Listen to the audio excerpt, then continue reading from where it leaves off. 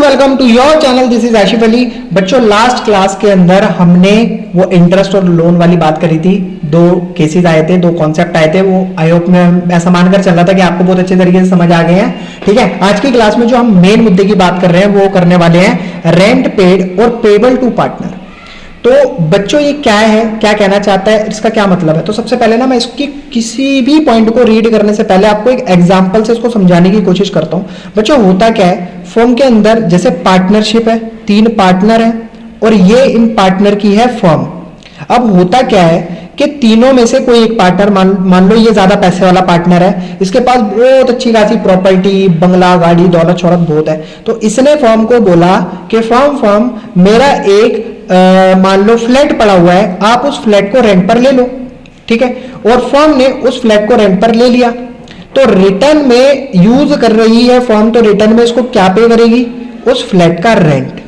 तो बस यही इसका टॉपिक बना दिया इन्होंने कि रेंट पेड और पेबल टू पार्टनर। अब यहां पर पढ़ते हैं क्या बोला गया है।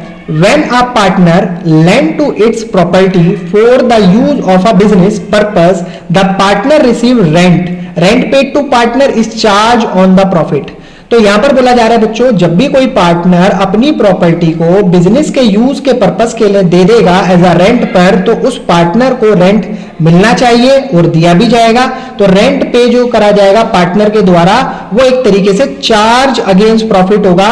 इसको आप चार्ज अगेंस्ट प्रॉफिट की लिस्ट में डाल लेना बच्चों। एक और एक्सपेंस आ गया, चार्ज अगेंस्ट प्रॉफिट। ठीक है, अब प्रॉफिट हो तो भी फर्म को पे करना है, नहीं प्रॉफिट होता तो भी फर्म को पे करना है। ये सिचुएशन मैं आपको पिछली कुछ वीडियो में, जहां पर मैंने चार्ज अगेंस्ट प्रॉफिट और एप्रोप्रिएशन प्रॉफिट वाली जो वीडियो बनाई थी, उसके अंदर मैंने बहुत अच्छे और बहुत डीप मेथड के साथ आपको पढ़ाया था। ठीक है, जिसने वो नहीं देखी प्लीज आप उसको देखिए।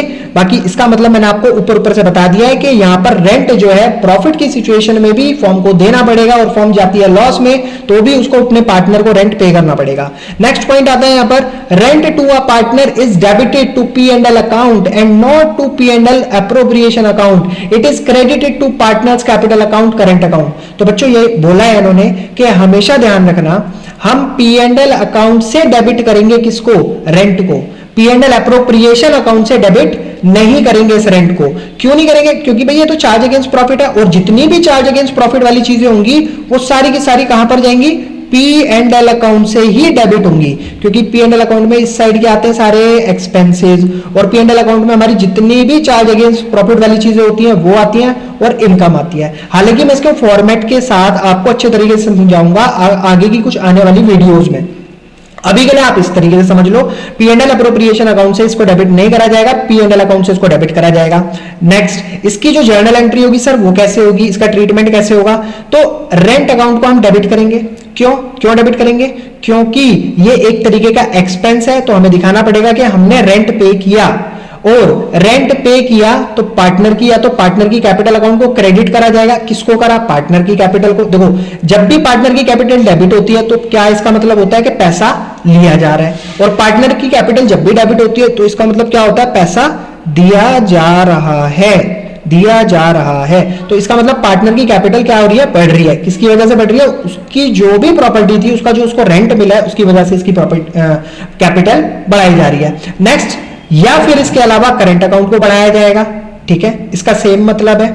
या फिर कैश, उसको कैश पे करा जाएगा, यानी कि फर्म के खाते से कैश कम होगा क्योंकि क्रेडिट हो रहा है। या अगर कुछ भी नहीं दिया जाता तो उस सिचुएशन में हम क्या बोलेंगे?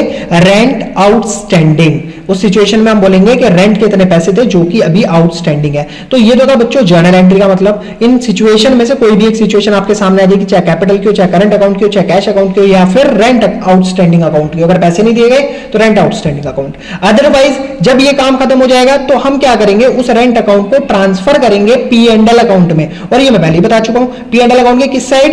Debit side. तो इसीलिए यहां पर एंट्री के अंदर हमने देखा P&L अकाउंट को क्या किया जा रहा है? डेबिट करा जा रहा है। किसकी वजह से डेबिट करा जा रहा है? To rent account. अब देखो, डेबिट साइड अगर मैं डालता हूं तो ये तो डालूंगा टू रेंट अकाउंट। आपको याद होगा, और यहाँ पर अमाउंट आ जाएगा। ठीक है, तो इसीलिए P&L account debit, P&L account के डेबिट साइड हमने क्या डाला है, टू रेंट अकाउंट। तो ये तो थी बच्चों इसका पूरी थ्योरी और इसकी जर्नल एंट्री। अब जरा बात कर लेते हैं छोटे से एग्जांपल के साथ कि सर अगर इसका एग्जांपल हम सॉल्व करके देखें तो क्या होगा। देखो ए और बी दो पार्टनर है जिनकी कैपिटल ये दे रखी है, ये दे रखी है, हमें इससे कोई मतलब नहीं है। वैसे यहां पर बात आई एक फ्लैट जो है पार्टनर ने अपना, मतलब जो भी पार्टनर है उस फर्म का, उसने अपना फ्लैट बिजनेस को यानी कि फर्म को रेंट पर दे दिया जिसका रेंट 22,000 रुपए है। अब इसकी जर्नल एंट्री करनी है, तो चलिए भाई इसकी जर्नल एंट्री शुरू करते हैं। रेंट अकाउंट डेबिट टू, मैं तो ये मानकर चल रहा हूं हमने पार्टनर की कैपिटल में कैपिटल को बढ़ा दिया, यानी कि हमने पार्टनर को रेंट पे कर दिया। टू पार्टनर, पार्टनर कौन है, एज कैपिटल अकाउंट, ऐसा मत लिख देना direct partner capital account. Partner ये तो कोई भी पार्टनर हो सकता है, नाम तीनों पार्टनर में से जिसका भी है उसको लिख दो। टू एज कैपिटल अकाउंट, कितने रुपए, 22,000 रुपए। तो ये हो गई हमारी पहली जर्नल एंट्री। उसके बाद मैंने क्या कहा था, इस सिचुएशन को हमें ट्रांसफर करना पड़ता है। कहां ट्रांसफर करना पड़ता है, P&L अकाउंट के अंदर। तो इसीलिए हम P&L अकाउंट को क्या करते हैं बच्चों, P&L account debit to rent account, कितने रुपए, 22,000 रुपए। आई होप बच्चों आपको बहुत बढ़िया तरीके से समझ आ रहा होगा, और अगर वाकई समझ आ रहा है तो प्लीज वीडियो को दबा के लाइक करना, दबा के शेयर करना, और चैनल को सब्सक्राइब जरूर करना बच्चों। फिर मिलेंगे आपसे अगली वीडियो में अगले नए कॉन्सेप्ट के साथ, तब तक के लिए धन्यवाद।